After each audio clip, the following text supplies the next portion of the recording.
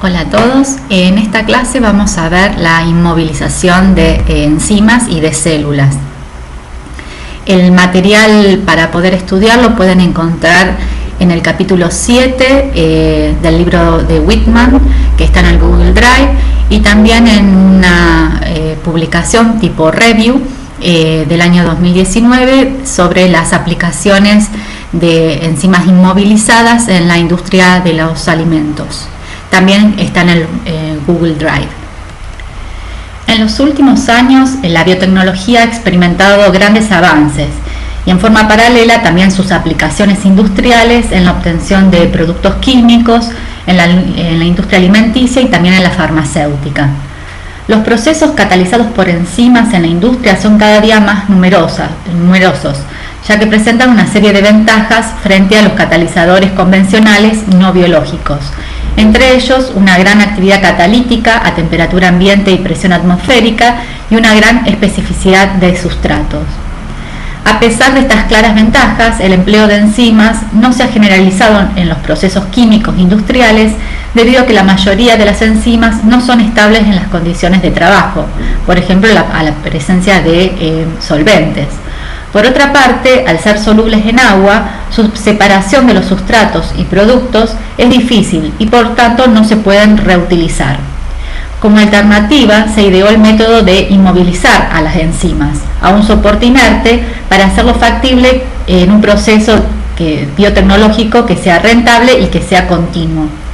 Se denomina entonces enzima inmovilizada aquella que está físicamente localizada en una región definida del espacio y manteniendo su actividad catalítica y pudiendo ser usada repetida y continuamente. Posteriormente, esta definición se ha ampliado a aquel proceso por el cual se restringen completa o parcialmente los grados de libertad de movimiento no solo de las enzimas, sino también de organelas y células, uniéndolos a un soporte sólido. Como ventajas del empleo de enzimas inmovilizadas podemos destacar el aumento de la estabilidad de la enzima en la mayoría de los casos, la posible reutilización del catalizador, con lo cual disminuye los costos del proceso, la posibilidad de diseñar un reactor enzimático que funcione en forma continua y la facilidad de separación de la enzima del producto que genera. Dentro de las desventajas que puede tener este proceso de inmovilización está la alteración de la conformación de la enzima respecto de su estado nativo, la gran heterogeneidad del sistema enzima-soporte, donde pueden existir distintas fracciones de proteínas inmovilizadas con un diferente número de uniones al soporte. Puede ocurrir, por ejemplo, en estos casos, que el sitio activo de la enzima quede unido al soporte y de esta forma el sustrato no puede ingresar al sitio activo, con lo cual no se produce el producto de la reacción. Siempre suele haber una pérdida de actividad de la enzima durante la inmovilización. En general esto ocurre a la gran mayoría de las enzimas, y el biocatalizador puede llegar a ser más caro que la enzima nativa. En esta imagen podemos ver los distintos reactores enzimáticos que emplean enzimas inmovilizadas.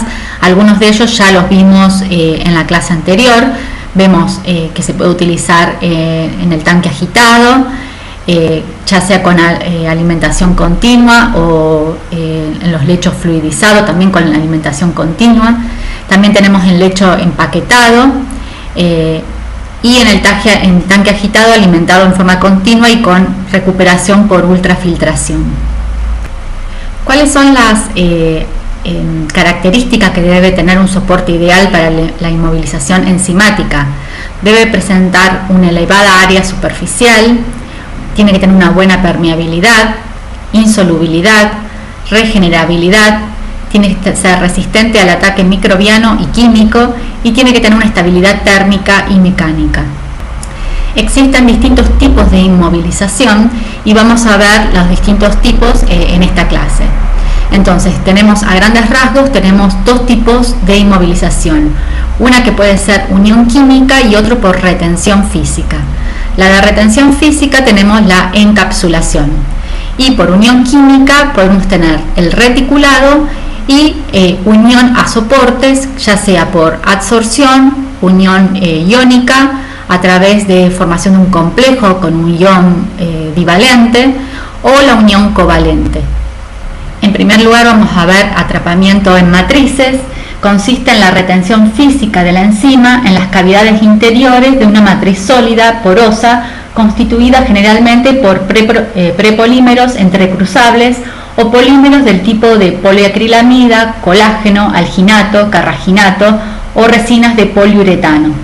El proceso de inmovilización se lleva a cabo mediante la suspensión de la enzima en una solución del monómero.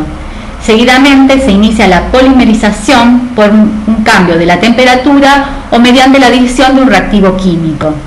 El atrapamiento puede ser en geles o en fibras, que suelen ser más resistentes que los geles. En el primer caso, la enzima queda atrapada en el interior de un gel, mientras que en el segundo caso, la enzima se encuentra ocluida dentro de las microcavidades de una fibra sintética. El atrapamiento es de gran sencillez desde el punto de vista experimental. Requiere poca cantidad de enzima para obtener derivados activos. Como ventaja adicional, la enzima no sufre ninguna alteración en su estructura. En este video vemos una enzima que está dentro de un material poroso, dentro de una fibra. Los materiales soporte en los cuales están inmovilizadas las enzimas pueden optimizarse de manera tal que la actividad de la enzima sea inclusive mayor que la que tiene en el interior celular, ya que se puede lograr que el sitio activo esté orientado espacialmente de tal manera que se optimice la reacción catalizada por la enzima. Entonces, en este video podemos ver que distintos grupos químicos del material soporte que están cargados van a interaccionar con distintos aminoácidos cargados que están en la superficie de la enzima, de manera tal que va a hacer que la enzima se oriente de una manera adecuada. Y de esa forma el sitio activo de la enzima va a estar más expuesto al sustrato y la reacción química, catalizada por la enzima, va a ser mucho más eficiente. Ahí vemos la salida del sustrato, la entrada del sustrato y la salida de los productos.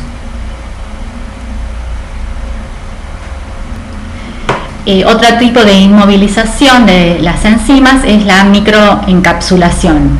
En la microencapsulación las enzimas están incluidas dentro de membranas.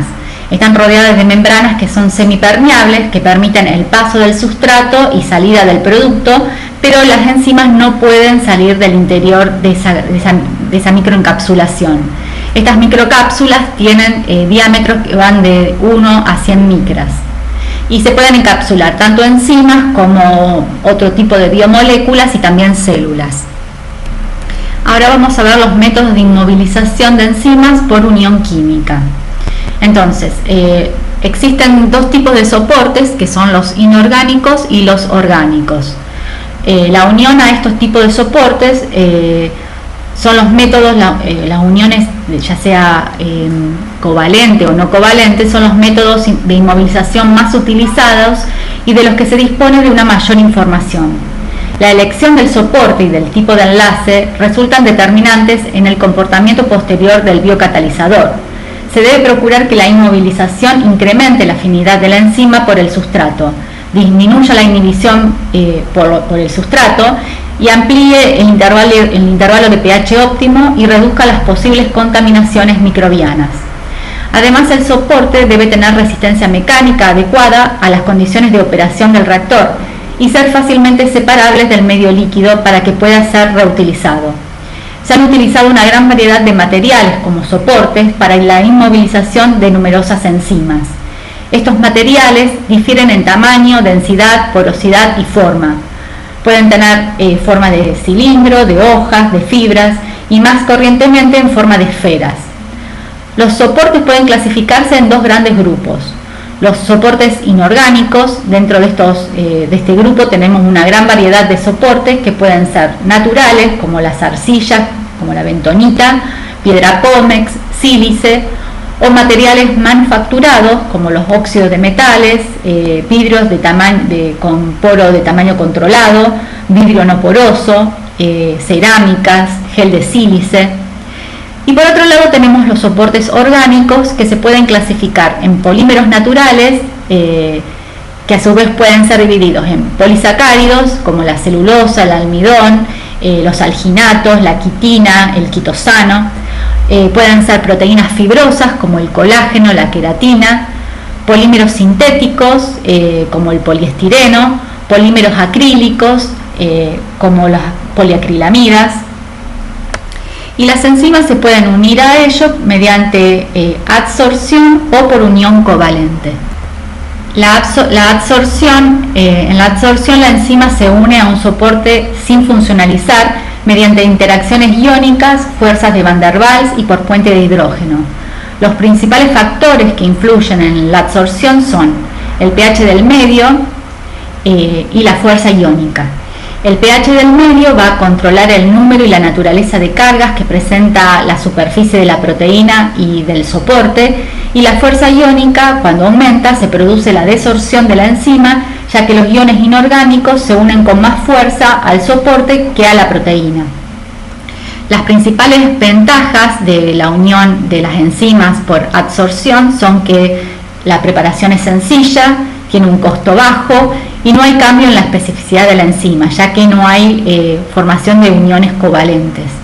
Los inconvenientes de la adsorción son principalmente la optimización de las variables que controlan la adsorción, y la unión al soporte es bastante débil.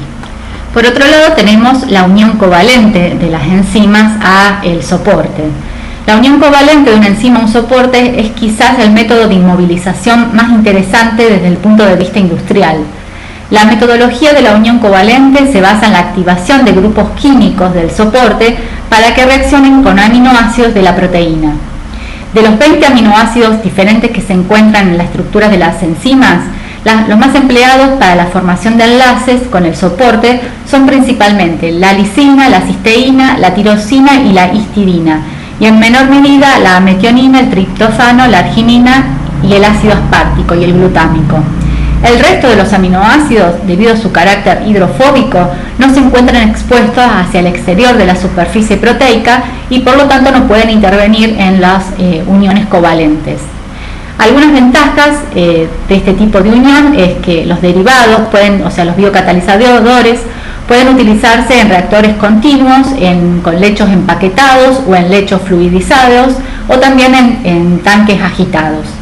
Las enzimas tienen una mayor resistencia a la desactivación por el efecto de la temperatura y de los disolventes orgánicos o del pH, al tener una estructura estabilizada debido a la unión a estos soportes. Pero también este tipo de uniones covalentes pueden tener una serie de inconvenientes. Por ejemplo, el proceso de inmovilización puede alterar la estructura del centro activo, o puede ocurrir que este sitio activo no esté expuesto y no pueda convertir el sustrato en producto. En este video veremos distintas partículas o resinas comerciales que se utilizan en la industria con distintos fines. Estas partículas pueden unir enzimas por los medios que ya vimos, adsorción o unión covalente o interacciones iónicas. Estas resinas luego pueden ser utilizadas en distintos tipos de bioreactores, y ahora vamos a ver estos bioreactores cuáles pueden ser. Vemos a ver acá cómo se observan los tres tipos de bioreactores.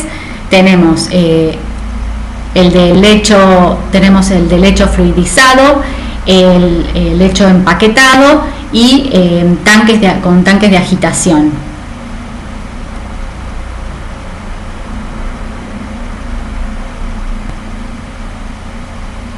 Vemos ahí las distintas partículas que tienen estos soportes, estas bolitas, tienen unidas en su superficie a las enzimas, y podemos ver cómo se mueven o no de acuerdo al tipo de bioreactor que se está utilizando.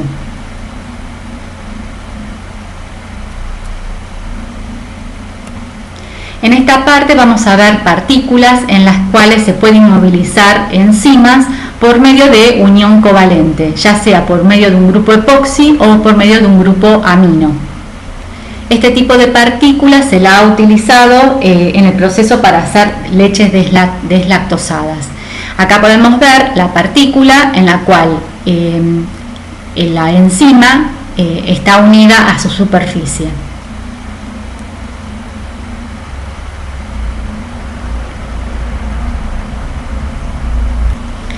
En la parte inferior podemos ver la partícula, el grupo epoxi, que es la que hace de puente entre la partícula y la enzima.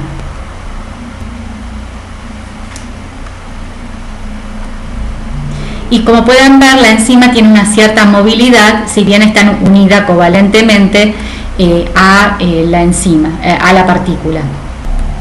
En esta otra imagen podemos ver una unión covalente, pero en este caso se usa un grupo amino, que es el que sirve de nexo entre la enzima y la partícula. Como pueden ver, la molécula es mucho más larga, con lo cual la enzima está mucho más separada de la partícula.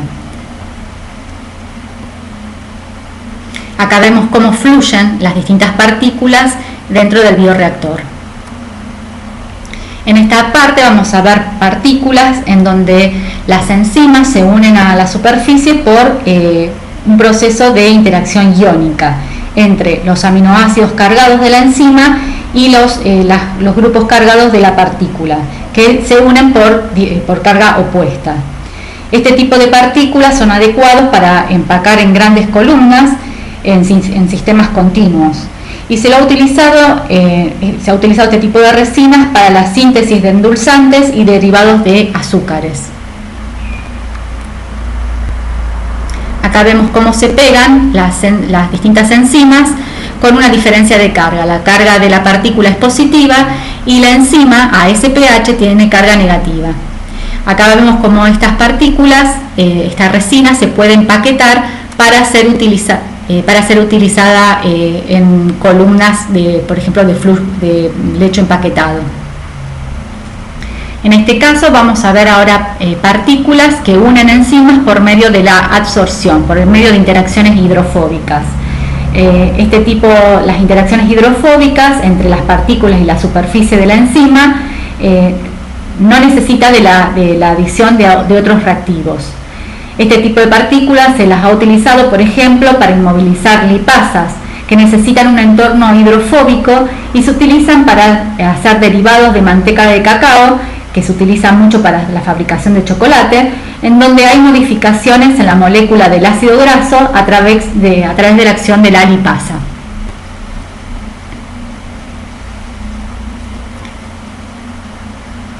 Entonces podemos ver que estas partículas interaccionan con las enzimas por medio de interacciones hidrofóbicas, y para eso se pueden unir aquellas enzimas que tengan regiones hidrofóbicas, como las lipasas. El reticulado es otra forma de inmovilizar las enzimas, también denominado entrecruzamiento o cross-linking.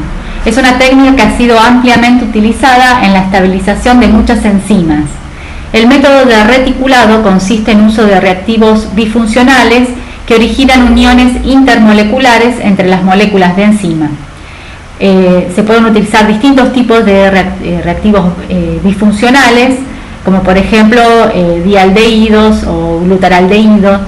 El resultado del reticulado con enzimas con enlaces intermoleculares irreversibles capaces de resistir a condiciones hace que sean mucho más estables en condiciones extremas de pH y de temperatura. También se pueden hacer correticulados, en donde el entrecruzamiento se da entre las enzimas y con una proteína sin actividad enzimática y rica en residuos de lisina, como por ejemplo la albúmina bovina. Vamos a ver ahora algunas aplicaciones de enzimas inmovilizadas en la industria alimenticia. Son muchas las enzimas que se emplean en el proceso, la preparación y la conservación de los alimentos. Normalmente las enzimas solubles son añadidas, pero son inactivadas por calentamiento una vez que el tratamiento ha concluido. En ocasiones se permite que continúen su actividad para que los alimentos desarrollen el aroma y las texturas deseadas, pero nunca se reutilizan. En el caso de la inmovilización de enzimas, esto permite que puedan ser reutilizadas repetidamente en operaciones continuas o discontinuas. ¿En qué casos se utilizan en la industria alimenticia? Por ejemplo, en la hidrólisis de proteínas. Las enzimas proteolíticas se emplean en la modificación del contenido proteico de los alimentos. De esta forma se ha conseguido hidrolizados de proteínas de trigo mediante el uso de pepsina y proteasas coinmovilizadas en quitosano. Otras proteasas inmovilizadas han sido empleadas en la disminución del contenido de lactoglobulina en la leche. Otro caso de utilización de enzimas inmovilizadas es en la hidrólisis de hidratos de carbono. La presencia de lactosa en la leche, que está alrededor del 4%, y en algunos derivados lácteos, es perjudicial para aquellas personas que carecen de lactasa intestinal, y su ingesta provoca diarreas y diversos trastornos intestinales. La eliminación de este azúcar se puede conseguir tratando la leche con beta-galactosidasa de levaduras, que se pueden inmovilizar en fibras de acetato de celulosa o otro tipo de soportes. Y es de gran importancia en la preparación de productos lácteos dietéticos. Su eliminación también es interesante en la preparación de helados, ya que la lactosa tiende a cristalizar a temperaturas bajas. El proceso de degradación del almidón, procedente de diversas fuentes vegetales como el maíz, se realiza mediante la utilización de amilasa y glucoamilasa. De esta manera se consigue un jarabe enriquecido en fructosa que sirve de edulcorante en bebidas refrescantes como la Coca-Cola o la bebida Pepsi. La pectinasa se emplea para hidrolizar la pectina, que es el componente estructural de frutas y verduras. Esto permite la obtención de jugos menos viscosos y más concentrados. También se lo utiliza para mejorar las características organolépticas de ciertos alimentos. Por ejemplo, el empleo de células como Arthrobacter globulis atrapada en poliacrilamida permite eliminar el sabor amargo del jugo de los cítricos. También, por ejemplo, las endo-beta-glucosidasas inmovilizadas en esferas acrílicas permiten incrementar el aroma de los vinos y de los jugos. Además, algunas lipasas y proteasas encapsuladas se han aplicado en el caso de la maduración de los quesos. En esta tabla se pueden ver distintos ejemplos de enzimas inmovilizadas utilizadas en la industria alimenticia. La elección del tipo de soporte puede influir en la estabilidad y en la eficiencia catalítica de las enzimas, pero es difícil predecir qué soporte va a ser más adecuado para una enzima en particular. Acá en este caso vemos, por ejemplo, la enzima beta-galactosidasa de Bacillus circulan, que se probó inmovilizarla covalentemente a distintos tipos de soportes. Por ejemplo, en distintos tipos de sílica mostró entre un 40 a un 65% de la actividad enzimática que tenía la enzima nativa, o sea, la enzima que no está unida covalentemente al soporte. Esto va a depender de la cantidad de grupos funcionales por medio del cual está unido al soporte y que va a modificar la estabilidad y la actividad catalítica de la enzima.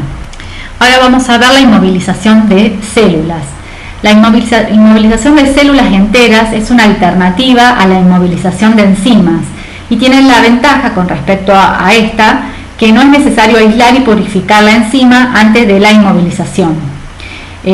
Varios tipos de células pueden ser inmovilizadas, incluyendo bacterias, levaduras, hongos, células vegetales, microalgas, células de mamíferos y células de insectos. Y se lo han utilizado en distintos procesos biotecnológicos. Se han desarrollado muchas técnicas para para inmovilizar varios tipos de células. Todas estas técnicas tienen el mismo propósito: retener altas concentraciones de células dentro de una región definida del espacio que sería el bioreactor, para dar una mayor productividad volumétrica del sistema. Acá vemos las condiciones básicas que debe reunir un método de inmovilización, y ellos son que sea sencillo la preparación, tenga baja toxicidad de la matriz y de los elementos de preparación, ya sea las moléculas que forman el entrecruzamiento, la unión covalente, que tenga bajo costo, alta resistencia mecánica, baja o nula interferencia en los procesos de purificación de los productos y posibilidad de alterar ciclos de crecimiento y ciclos de producción o biotransformación. ¿Cuáles son las ventajas que tiene la inmovilización de células? Se obtienen densidades celulares más altas en un bioreactor, la separación de las células de los medios de cultivo es más fácil y menos costosa, tienen mayor resistencia a la ruptura celular, es decir, esto es particularmente importante para las células de plantas y de mamíferos que son muy frágiles. Se reduce la fase lag de la curva de crecimiento, aumenta la productividad volumétrica, mejora la utilización del sustrato, reduce los riesgos de contaminación microbiana, mejora la tolerancia de las células a la inhibición por sustrato y al producto final, y mejora la estabilidad genética. Las técnicas de unión, atrapamiento y encapsulamiento son las más utilizadas para la inmovilización celular en soportes. Estas técnicas pueden aplicarse a esencialmente células viables o no viables, ya sea microorganismos, células vegetales, mamíferos, células de insectos. La mayoría de los principios asociados con la inmovilización de las enzimas son directamente aplicables a la inmovilización celular, pero hay que tener en cuenta que debido a la diferencia en tamaño y a las propiedades bioquímicas que existen entre las enzimas y las células, existen algunas diferencias a tener en cuenta, como por ejemplo las características del material que se utilizará. Idealmente los materiales de soporte deben cumplir los siguientes criterios. Deben estar disponibles en cantidades suficientes y a bajos precios, tienen que tener una gran superficie accesible a las células y a los sustratos, un número suficiente grande de grupos funcionales para unir las células, no reducir la actividad celular o iniciar la lisis celular, etc. Durante los últimos años se han generado y se han utilizado muchos tipos de materiales para soporte celular. Estos incluyen matrices poliméricas como el alginato, el quitosano, la pectina, la poliacrilamina o resinas como la DAD celulosa, cerámicas porosas y tierra de diatomeas. También se pueden utilizar soportes orgánicos como la viruta de madera, tela de algodón, vidrios porosos, etc. La unión de las células a una superficie puede darse por medio de interacciones electrostáticas o la unión covalente entre la membrana celular y la superficie de la partícula. La adsorción se basa en interacciones electrostáticas, como por ejemplo las fuerzas de Van der Waals, entre los soportes cargados y las células inmovilizadas. En general, las superficies hidrofóbicas tienen una capacidad adhesiva más fuerte que las hidrofílicas. La adsorción en las superficies es relativamente sencilla en comparación con otros métodos. La principal desventaja de este enfoque es la baja eficiencia de la inmovilización. Las células enteras también pueden adherirse a las superficies del material de soporte por medio de la unión covalente. El mecanismo involucrado en este método se basa en la formación de una unión covalente entre el soporte inorgánico activado y la célula, en presencia de una molécula que es la que produce el entrecruzamiento, como por ejemplo el glutaraldehído. La eficiencia de la inmovilización por la unión covalente podría ser mayor que por la adsorción, pero más baja que por otros métodos como el atrapamiento. El método se utiliza más ampliamente para la inmovilización de enzimas, con un uso limitado en la inmovilización de células, porque los grupos funcionales de las células y la superficie de soporte no suelen ser adecuados para la unión covalente. Además, la toxicidad de los agentes de entrecruzamiento a menudo resultan en la pérdida de viabilidad de la célula. Además, durante la división celular se pierden las células hijas. Por estas razones, la unión covalente puede ser adecuado para procesos industriales con células inmovilizadas no viables para reemplazar el uso de enzimas inmovilizadas debido a la costosa extracción y purificación que se debe realizar en el caso de utilizar las enzimas. Por otro lado, también las células pueden desarrollar biofilms o biopelículas, particularmente las bacterias, sobre las que crecen y se reproducen. Los materiales soporte de biofilms comúnmente utilizados son, por ejemplo, la DAD celulosa, madera, acerrín y materiales inorgánicos como por ejemplo la porcelana porosa o el vidrio poroso. Algunas bacterias con fuerte capacidad de formar biofilm pueden además coagregarse con otros microorganismos. Otra forma de inmovilizar células es por medio del atrapamiento. Esta es la técnica más ampliamente estudiada y aplicada para la inmovilización celular. Las células pueden ser atrapadas en geles o en partículas porosas. En primer lugar vamos a ver el atrapamiento en partículas porosas. Las células pueden quedar atrapadas en el interior de un poro de los materiales ya preformados. Cuando las células estas pueden crecer en los materiales porosos, pero llegan hasta un cierto nivel de densidad celular. Los materiales utilizados incluyen vidrios porosos, arcillas, zeolita y cerámica. El atrapamiento en partículas porosas tiene tres ventajas principales sobre el atrapamiento en geles que ahora vamos a ver. Primero, las partículas inmovilizadoras tienen una alta resistencia a la abrasión y a la compresión que inevitablemente ocurren en bioreactores como el de leche empaquetado y en bioreactores de tanque agitado. En segundo lugar, la viabilidad de las células se mantiene en gran medida durante el proceso de atrapamiento, ya que se lleva a cabo en condiciones suaves. En tercer lugar, la preparación en gran escala de células inmovilizadas en estas matrices es simple y bastante económica. Sin embargo, las desventajas de este método incluyen las siguientes. Los materiales soporte ocupan una gran fracción del volumen del bioreactor, lo que da como resultado en densidades y productividades celulares volumétricas más bajas. Y hay baja transferencia de masa interna que empeora cuando aumenta las densidades celulares, lo que lleva a una rápida caída de la viabilidad de las células. Y en tercer lugar, las células no pueden ser completamente inmovilizadas y existen pérdidas de las mismas. El atrapamiento en geles, en este método las células se suspenden en soluciones que se gelifican formando bolitas en las cuales quedan atrapadas las células. Los materiales soporte pueden ser polisacáridos, como por ejemplo alginatos, agar, quitosano, o poliméricos, por ejemplo gelatina, colágeno. Tanto los sustratos como los productos pueden difundir dentro y fuera de las bolitas de gel, mientras que las células se retienen dentro de las mismas. Existen gradientes de concentración para los sustratos y los productos desde el centro de las matrices del gel a la superficie. Por lo tanto, las células cercanas a la superficie pueden crecer más rápido que las que están en el centro. El material más utilizado para formar la matriz de gel para el atrapamiento de células es el alginato. Acá vemos en esta figura el procedimiento para preparar células inmovilizadas con gel de alginato, de calcio. Entonces las células se mezclan con la solución de alginato, luego se va agregando cloruro de calcio y así comienza la gelificación. La solución se deja caer a través de una aguja hipodérmica y se forman bolitas de alginato de calcio con un diámetro entre 1 y 5 micras. La principal desventaja que también tiene este tipo de inmovilización es la pérdida de células hacia el exterior de las bolitas de gel.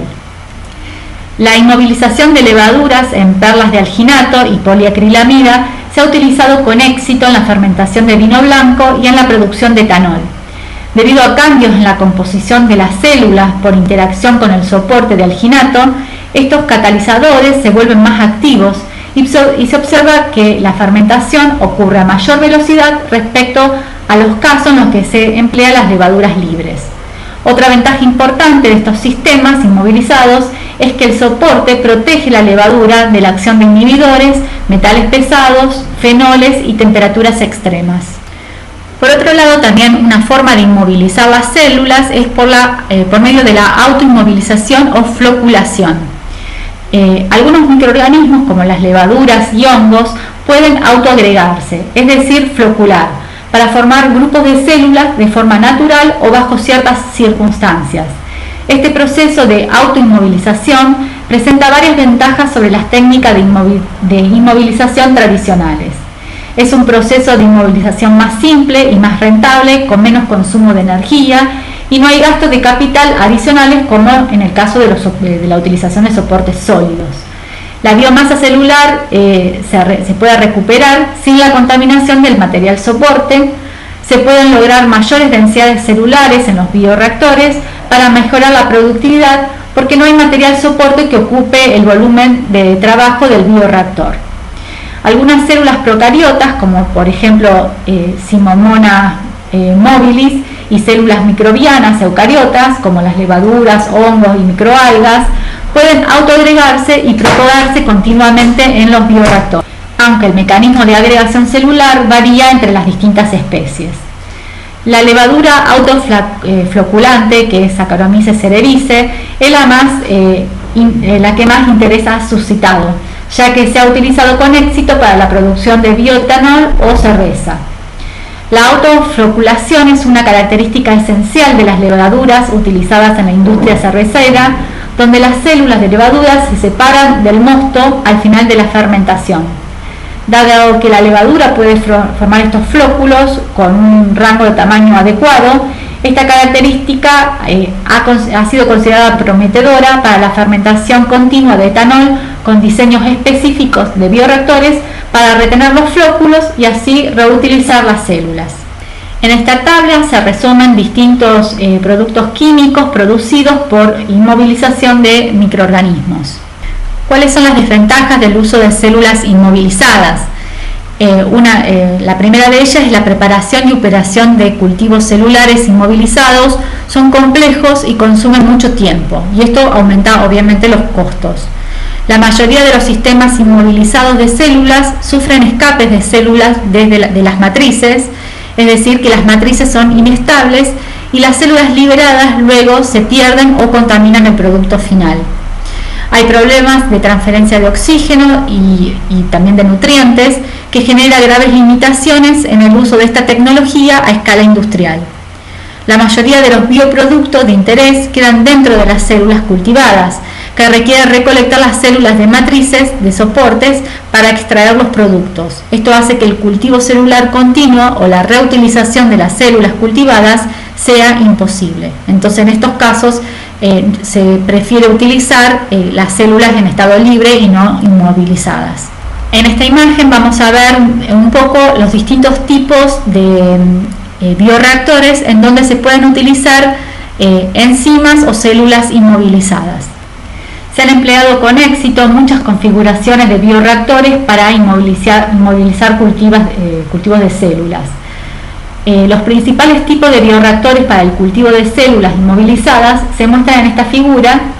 Para un proceso determinado, la elección de un tipo particular de bioreactor está determinado por las siguientes consideraciones: el tipo de célula a inmovilizar, por ejemplo, si son células microbianas, células vegetales o células de mamíferos, que requieren distintos ambientes de cultivos. Las técnicas utilizadas para la inmovilización de las células, por ejemplo, las que utilizan soportes o las que se autoinmovilizan debido a que floculan. El comportamiento de crecimiento y propiedades estructurales de las células agregadas, por ejemplo, si crecen rápido o crecen más lento cuando están inmovilizadas. Y la transferencia de masa que existen en estos bioreactores se afecta significativamente el crecimiento del microorganismo o de la célula y el perfil metabólico de estas células inmovilizadas para ver si cambia con esta diferencia de transferencia de masa. En los bioreactores de tanque agitado, que son los más utilizados para el cultivo de células inmovilizadas por el atrapamiento en gel, en estos casos se puede utilizar el modo discontinuo o batch o también se puede utilizar en forma continua. En la forma discontinua o batch, las células inmovilizadas pueden ser fácilmente separadas del medio de cultivo por simple sedimentación. Las células inmovilizadas pueden ser reutilizadas para el siguiente ciclo de fermentación de esta manera. Sin embargo, en el modo batch, las células están sujetas a altas concentraciones de sustratos, por ejemplo glucosa, al comienzo del proceso de cultivo, que a menudo causa una inhibición en las actividades celulares. Esto en comparación a la forma de semicontinua o un cultivo continuo, donde no hay inhibición por sustratos. En los bioreactores de lecho empaquetado, las células están inmovilizadas en grandes partículas que se mueven con el líquido. Este tipo de bioreactores se utilizan normalmente para cultivar células inmovilizadas en soportes por adsorción. Por ejemplo, estos bioreactores se han usado ampliamente en el cultivo de células de mamíferos inmovilizadas. Los bioreactores de lecho empaquetado tienen las ventajas de ser fáciles de construir y bajos costos de operación. Sin embargo, se requiere que los materiales del soporte tengan suficiente resistencia mecánica para soportar el peso de la columna y la erosión del flujo del líquido. El mayor inconveniente de este tipo de bioreactores es la limitación de la transferencia de masa, por ejemplo, la transferencia del oxígeno, en comparación con los bioreactores de tanque agitado. Las partículas pequeñas y blandas pueden facilitar la transferencia de masa interna, que es lo que ocurre en este tipo de bioreactores de tanque agitado. En este caso no se pueden utilizar partículas blandas debido a que no pueden resistir la presión de la columna del bioreactor. Debido a que justamente la transferencia de oxígeno no es muy buena, este tipo de bioreactores son más adecuados para bioprocesos en condiciones anaeróbicas. En los bioreactores de lecho fluidizado, las células se inmovilizan en pequeñas partículas y debido a que son pequeñas y livianas se pueden mover con el fluido. Las pequeñas partículas crean una gran superficie para la adhesión de las células, por lo tanto se obtienen altas concentraciones de células inmovilizadas y permiten así una alta tasa de transferencia de masa. La productividad volumétrica alcanzada en este tipo de bioreactores es generalmente más alta que en los reactores de tanque agitado y de lecho empaquetado. Por ejemplo, los bioreactores de lecho fluidizado se utilizan ampliamente en el tratamiento de aguas residuales. Además, este tipo de bioreactores se han utilizado para el cultivo de células de mamíferos, en lo que estas células están atrapados sobre la superficie de los soportes. Finalmente, los bioreactores tipo Ehrlich son adecuados para los casos de células que pueden flocular o formar agregados como las levaduras y agregados de células vegetales. Tenemos además el caso de las fibras huecas que contienen a células en su interior, a través del cual pasa por presión el medio de cultivo. Las células que se pueden utilizar son células de mamífero, por ejemplo, y los productos que se obtienen a partir de estas células son productos de alto valor agregado, como por ejemplo anticuerpos monoclonales.